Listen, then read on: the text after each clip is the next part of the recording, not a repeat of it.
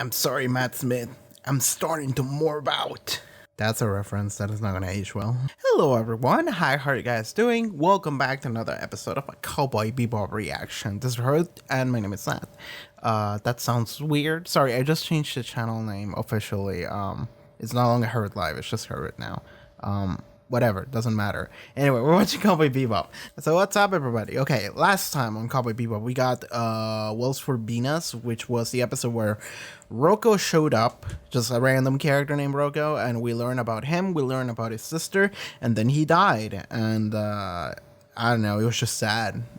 This is something great Cowboy Bebop does sometimes, and it's literally just like a one and done. Like, I do want to see more of an overarching plot like develop, and I feel like that's gonna happen and it's gonna be tied to like the characters, like Spike and Vicious. But every episode has been pretty self-contained, which is pretty great for a story like the one in previous episode. That felt very self-contained, and it just starts and it gives you like a little bit and it makes you feel things, and then it just ends and you're like, all right, I guess I'll just go now.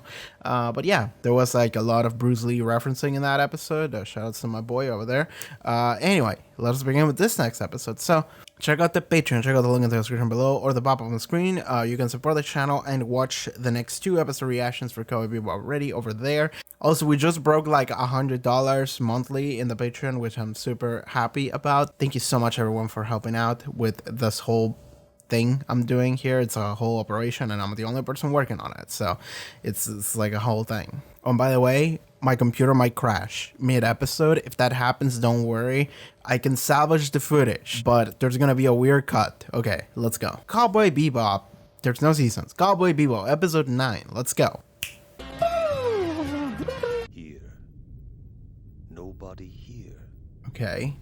Was that a person, a cyborg, just like a sentient satellite? Also, we're just beaming down this planet. Oh, is that like the... Yeah, that's cool. Cool as shit. That's the thing you can find in like Peru and something. Chance of rock showers into the afternoon. 20%. Are you the 4th main cast character? Sorry, 5th. We need to count down. Earthgate, password, pass counter, Bebop, vacation. Bebop, here, all right, woohoo! What the f... Okay, yeah, it was the glasses. Okay, what the fuck are we looking at? Yo, what was that? I guess that was a rock shower. I've been trying to unmask them for years. He said so unhinged. There's like an asteroid circle around the planet. And what do you know about hackers anyway? They might have been like that when you were young, but that was a long time ago. What are you trying to say, Jed? Can't tell a woman's age by looking at her. Oh, wow. And you can't tell what a woman will do by looking, so you have to be very careful. I wonder how old she is.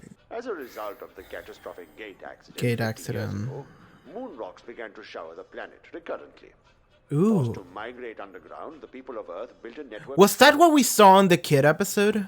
Lore. Oh, yeah. I like this character. It's pretty fun. Do they live alone? Like, I feel like I've seen this character before. And also, I'm pretty sure you're in the intro, so... Alright, I'm done with this. Radical Edward! Radical Edward. It's the police! That's a hell of a title. Also... What's wrong? What's that? Bingo. Check remote on. And smiley face. That's kind of insane. Pilot error. This is fun. I like this character a lot. It's a fun character. I'm excited at the prospect that this character is gonna join the crew. Is that hacker taking a hold of the computer? I can tell. What am I hearing? I like this. He's a big mother, like maybe 7 feet tall. Used to play basketball, at least that's what everyone says. 3 years old. A freak of nature who loves horrible pranks, I hear. He's a drag queen at one of those operations. He's an alien, that's what I heard. That would be fun. All the information is like conflicting, almost. Dark Man, Deep Echo, This? what was that? Ed's got the right satellite. But there hasn't been any contact from Earth at all. And nobody's hacked into it. Here. Nobody here. Always alone. Inside the system. Is that Spike's voice? Is Spike an AI trapped in like a satellite? Like another Spike? Like an AI Spike? That sounds like his voice actor. Who? You. here? Ed's a net diver from Earth. I am. The central processing unit on the D-135 artificial satellite. Okay, so it is the AI of the satellite. I call you MPU. Why? MPU. It's like CPU, only neater. Ed is short for Edward Wong Hao Pepelutivruski IV. That's the title. I'm just gonna stick to Ed. Radical Edwards' profile. He's a 7-foot-tall ex-basketball pro. Oh my Hindu God. Guru, drag queen alien. A lot of things. Long before the Gate disaster, Okay, Earth was a beautiful planet where people lived in the hills and valleys. this is really By the interesting. rivers back then, there were many ancient carvings like this. This is true, I yeah. used to look down at them and wonder about their meaning, which seemed to change each time I saw them. I tried to create the carvings the way they used to be. This is really cool. You mean there used to be more big doodles? You were just sad because you missed them. That's awesome. Hey, can Ed draw something too? What's wrong? This is... The police are jamming my signal. Hey guys, found your bounty head. Oh God. Nobody hacked into that satellite. The data proves there's no break-in. Since when do we have an interactive channel? We don't. This is a hack job done in real time. Who is this kid? That you know, Edward? Because Edward is Edward. You talking to a person too. I actually kind of really like that in characters. Destroy the transmitters it uses to communicate with the other satellites in the network. Then create a direct link and download MPU. Easy, huh? They're like, how the fuck do we do that? Do it all manually? Don't. All the attack satellites will pick up your signal and open fire. There's zillions of them and they've all got kill lasers. Fun. Now this is the kind of stuff I like. Let's do it. Oh my God, Spike. Of course, it's like, you know what? Fuck it. I want to do crazy shit. I want to almost die. Ed can prove it, no problem. But remember, Ed wants a favor in return. If you do it, Ed won't take any of the reward. I'm gonna guess the favor is take me out of Earth. Let me tag along with you guys, something like that. Okay. You hit it? Did you? No, it saw me coming. An attack satellite blocked my laser blast. Well, shit. We're fighting now. Need to start moving. Damn. Do some Gundam shit now. Damn, this animation too. Jet, approach to 20 meters of MPU. The attack Are you the satellite commander will now? Then what? have Faye act as a decoy to cover. Thanks, Faye. That's awesome. Oh, this is great. I feel like some jazz track needs to start playing now. Okay, we're close. We're out. She's all yours. Okay. MPU, Oh, Ed. we'll just make a copy of you. Then we'll let them catch the copy and you'll be safe. If you let us download you, you'll be with us and we'll be your friends. Friends. Uh-huh. It's not scary here. Ooh. According to archives recovered from the period, the satellite was programmed to self-activate in the absence of commands from the Earth. But I still don't know why it carved pictures of weird creatures and all. That's easy. It was lonely, so it drew some friends. Aw, that's cool. I like how Spike understood that. Hey! I'm down here! Hurry up! Hurry! Promise! Yeah. Some promises are made to be broken, and Oh my God, most Faye. of them aren't. Wow. I feel like Edward's gonna stop you. Hack. Yeah, you're coming back. Like it or not. You gotta be careful. You're gonna crash that shit. She promised Ed that Ed could become a real member of Bebop. The term bounty is legal context, only applies to humans or other life forms. Though there is some control. They didn't get paid for it. They won't pay no bounty on no computer, no how. Of course they didn't get paid. We got nothing Jess, and we adopted a do you kid. know that there are 3 things that I particularly hate? Really? Now getting paid Kids, children animals, and animals. and women with attitudes. Oh my God. That's funny. Why do we have all 3 of them neatly gathered in our ship? Once again, we get no bounty. Not a single wulong. Hey, you're a girl. Like I said, nothing This is good great. ever comes from Earth. Oh my God. Okay, let me go back. Did Edward doodle all over South America? I mean, Argentina's not being touched, so we're cool. But Brazil's kind of fucked. Bolivia, I think, is fucked. Peru, maybe. I'm actually not sure where the lines are here. Paraguay might be a little bit fucked. I mean, I don't know what that is. I don't know what those lines are. I don't know if that's it's even real or not. What the fuck did Edward do? Maybe it wasn't Edward. Maybe it was the rogue AI. It drew Edward's like hacker face because he was like, oh, this is my friend or some shit like that. But we never saw that. Okay, whatever. That was cool. That was a cool ending. I'm sorry if I talk over like Spike's final line because it was funny. But dude, you know that episode was called Jamming with Edward, but there was not a lot of jamming to be had. You know, I mean, there were like jamming of the signals, but the soundtrack didn't play while they were like shooting up the lasers and shit, so I'm a little bit disappointed on that. But besides that, I really like this episode a lot.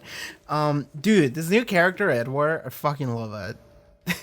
I fucking love it because I've been waiting. I mentioned it before. I've been waiting for the final cast member to show up because I've been looking at the intro many a times for these past like couple months.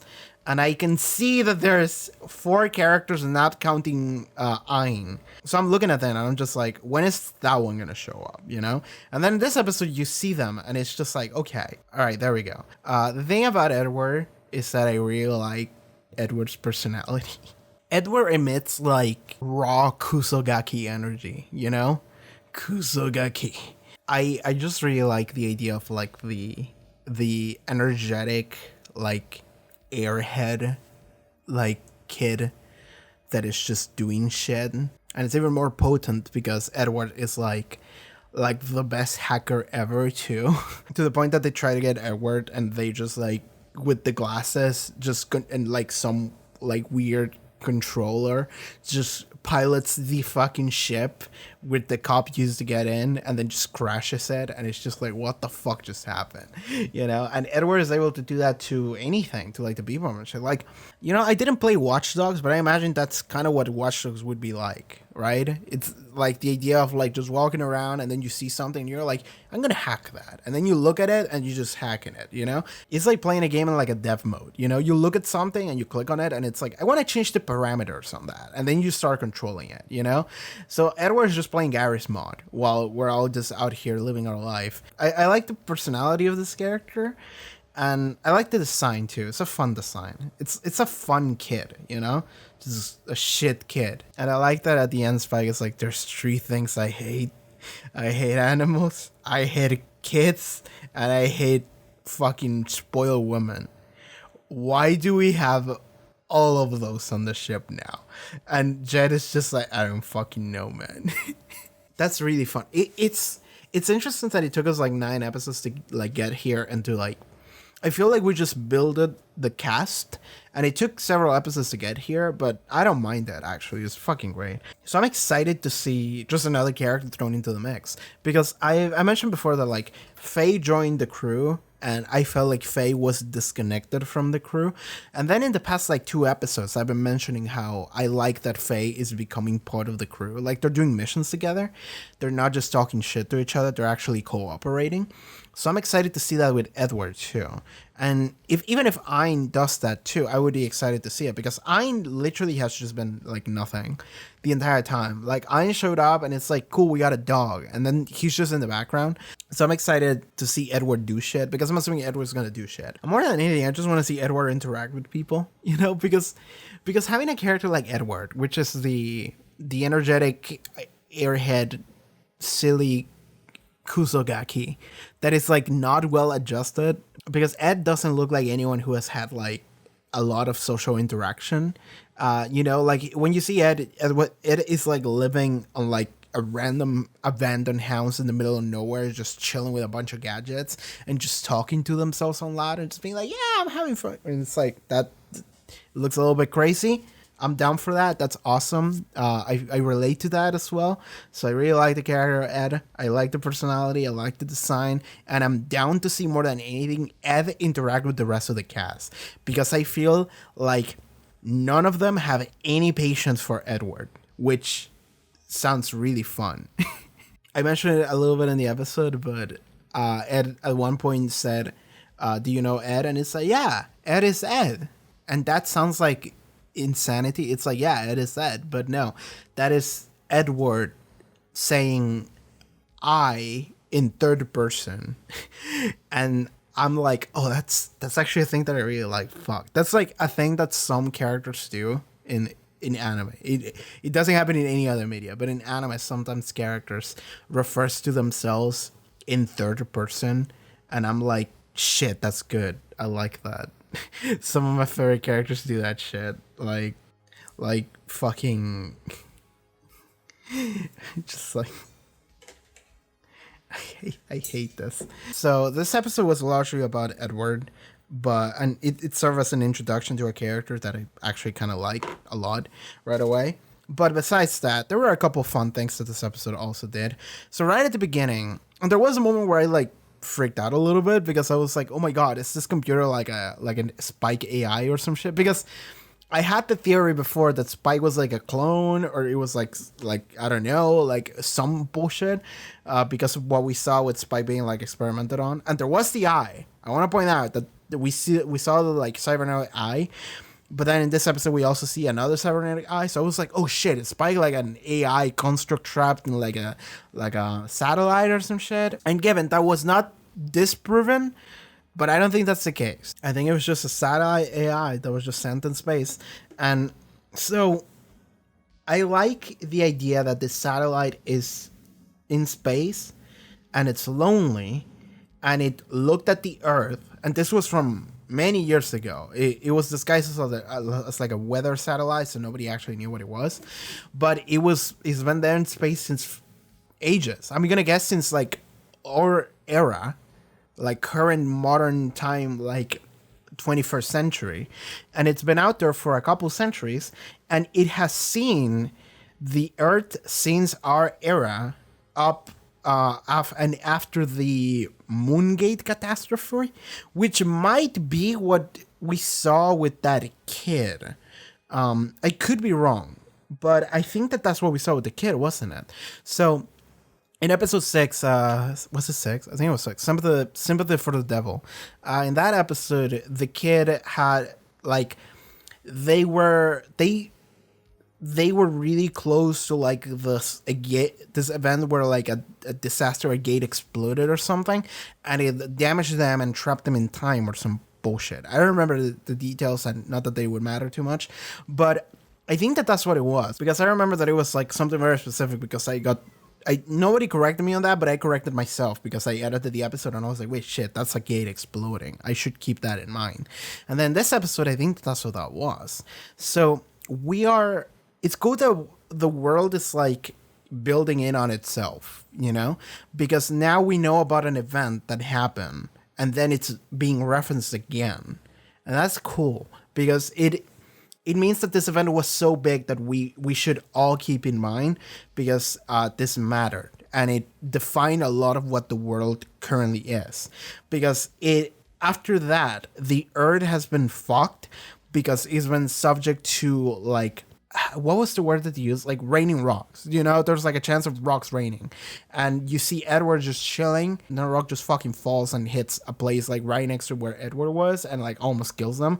And like, yeah, that's just the thing that happens. And I like that there's the weather diagnostic of like, there is chance of rock showers. And it's just like 20%. And Edward's just chilling and it just falls. And it's like, actually 90%. It is like, okay, cool. Thanks, weather lady. But yeah, anyway, so we're learning that the Earth is fucked, and even Jet and Spike are like, yeah, we don't really want to deal with her. They're like, nothing good comes out of Earth, which is fun. It's funny to say because humanity came out of Earth, so you can interpret that a couple different ways, you know, in a philosophical manner, like humans are shit, or also just like the idea of like you're not considering that Earth is actually something that was really good because we exist, you know, like it could be taken a couple different directions. But yeah, nowadays Earth is not doing well. It's subject to meteor showers, rock showers, or whatever.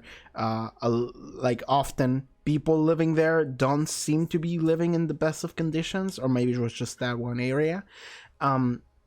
I think they said that most of mankind left for space after that happened. This show really reminds you of The Expanse, which I suppose is kind of the other way around. I wouldn't be surprised if like I hit up the like writers of The Expanse on Twitter and I'm just like, hey, like, were you inspired by Cowboy Bebop even a little bit? And they would be like, yeah, a little bit, you know, like we watched it, we thought it was cool. So that would make sense, actually, if you ask me. This show is so cool in its like world building a little bit, because we don't really spend any time in it, but they just my computer just crashed. I said it would happen, and it happened after the reaction, so I'm happy about that.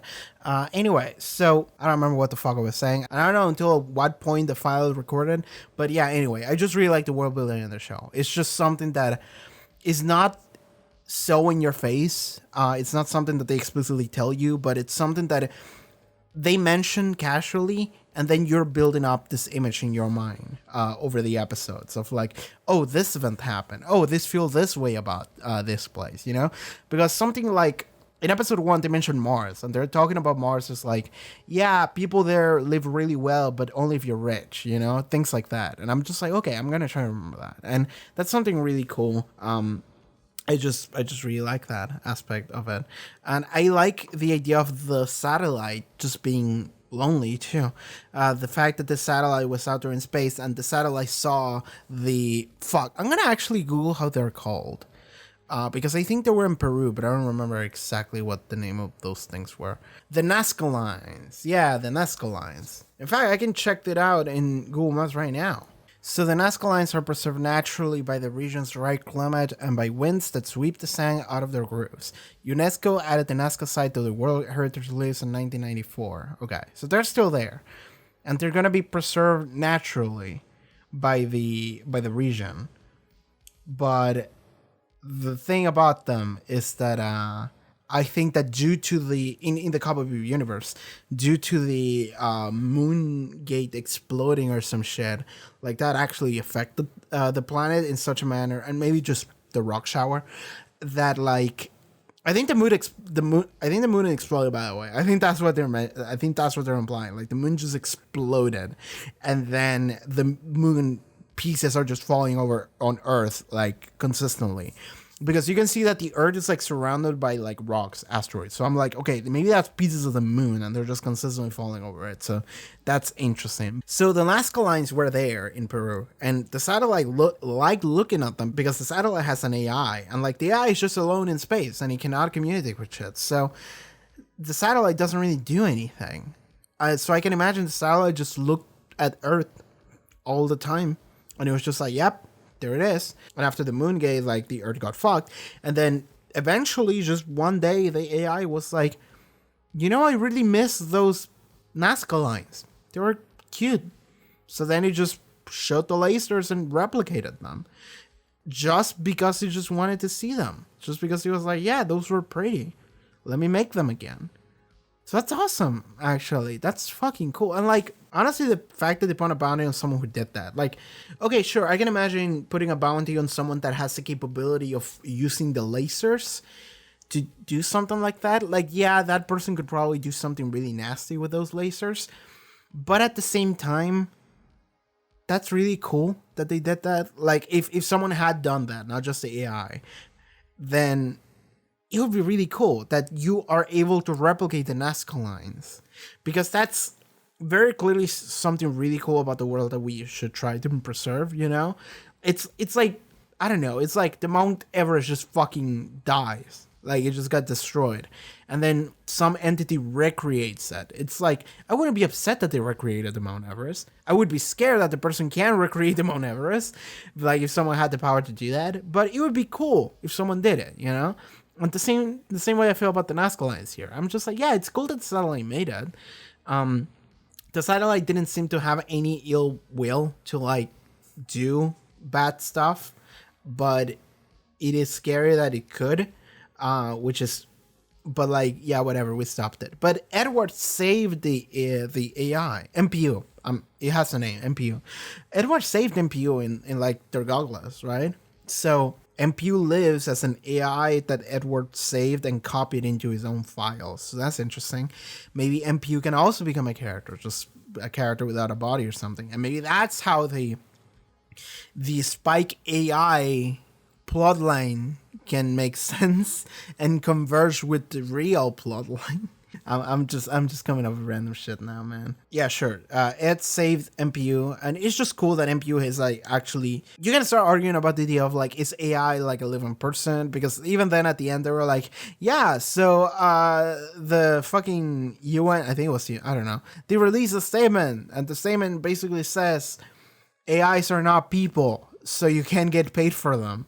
So then it just got to Spike and judges being like, we didn't get paid, and we just adopted a shit kid. And they're just like, oh my fucking God, what is happening? And I'm just like, that's really funny. But also you can maybe start arguing the idea of like, is an AI a person? Like, what does it mean to live? What does it mean to have like agency? What is alive? You know, shit like that. You can start arguing that. You can start asking those questions there. And maybe the show would want to do that eventually with MPU, if MPU is going to come back. But yeah, for the time being, it's just an AI that was copied into Edward's like goggles. So, and I'm just excited to have Edward here. Honestly, I really like this character. I really like this introduction. And yeah, I'm just excited to see where this goes. Okay, I'm gonna say this, and this might just be like me saying shit that like makes no sense. But Spike says in this episode, like, I hate animals, kids, and spoiled women. And in my mind, I'm thinking like, is there a reason for that? And like, maybe in his past, Spike has met animals, kids, and spoiled women, and maybe that's what hurt him in some way. So now he has an aversion to them because he doesn't want to get hurt again. That's a normal human response. So maybe for Spike, this crew reminds him of his like old crew, and that's why he doesn't want anything to do with them. But maybe he will learn to get close to people like that again, you know? Maybe that's where like a lot of the magic of the crew of Cowboy Bebop can come together later. I'm thinking about Berserk again, by the way. I'm thinking about Berserk now. But yeah, anyway, that's just a theory, a Cowboy Bebop theory. And I think that's just going to be it this video. I don't know if there's anything else I want to say. It was just fun. It was just great. I loved it. So yeah, my computer didn't crash again. That's cool. I'm just going to go now. Thank you so much for tuning in. Alright everyone, thank you so much for watching this reaction episode of Cowboy Bebop. If you would like to see more, support the channel, or help me out buy a new hard drive, you can do so right at the page. Check out the link in the description below, check out social media. I do a streaming sometimes, and I post it on my second channel. So it's cool stuff. See you guys next time. Take care everybody. Bye bye.